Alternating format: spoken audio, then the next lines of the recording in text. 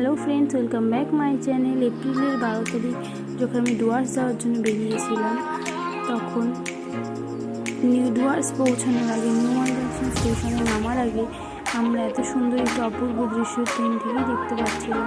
খুবই সুন্দর লাগছিল, চারিদিকে চা বাগান এবং এখানে সৌন্দর্য, চারিদিকে সবুজ আমাদের মন মুগ্ধ হয়ে গিয়েছিল। দ্বিতীয় দিন দ্বিতীয় ডেস্টিনেশনে যাওয়ার আগে আরও অপূর্ব সুন্দর সকল দেখতে পেলাম এবং আমরা তারপর ফেরার পথে আমাদের রিসর্টে ঢোকার আগে চারিদিকে যে চা বাগান ছিল সেখানে বান্ধবীদের সাথে সকলে আমরা একটু সেখানে আনন্দ করছিলাম।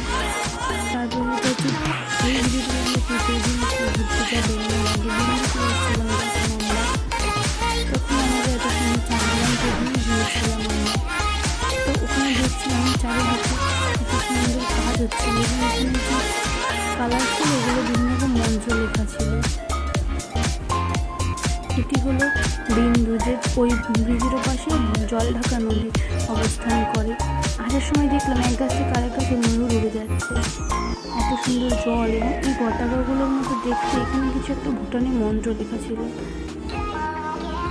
চারিদিকে সৌন্দর্যটা খুবই সুন্দর ছিল। আমরা তো সকলে অনেক ছবিও তুলেছিলাম এখানে এবং এখানে আবহাওয়াটাও শীতল ছিল। কলকাতার মতো এত গরম তো ঠিক ছিলই না। এটি হলো আমাদের বাড়ি ফেরার একদম অন্তিম দিন, যেদিন আমরা গিয়েছিলাম মনেস্ট্রিতে এবং এটি প্রায় 5000 কিলোমিটার উচ্চতা আমরা উঠেছিলাম, যেখান থেকে মনে হচ্ছিল আমরা মেঘের অনেক উপরে চলে এসেছি। সত্যি মেঘের উপরে ছিলাম বলতে গেলে। খুবই সুন্দর লাগছিল দৃশ্যটি দেখে।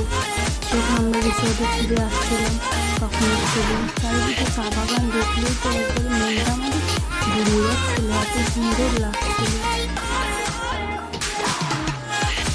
সমস্ত সুন্দর দৃশ্য দেখে আমরা আমাদের রিসর্টে ফিরে যাচ্ছিলাম। তারপরে যে আমাদের বাড়ি ফেরার কথা ছিল, সেই জন্য সবার একটুখানি কষ্ট হচ্ছিল। এতদিন এখানে থেকে এত আনন্দ করার পর এখন আবার বাড়ি ফিরে আসতে হবে। এবং এখানে চারিদিকে এত সুন্দর পাইন বন দেখেছিলাম। এই যে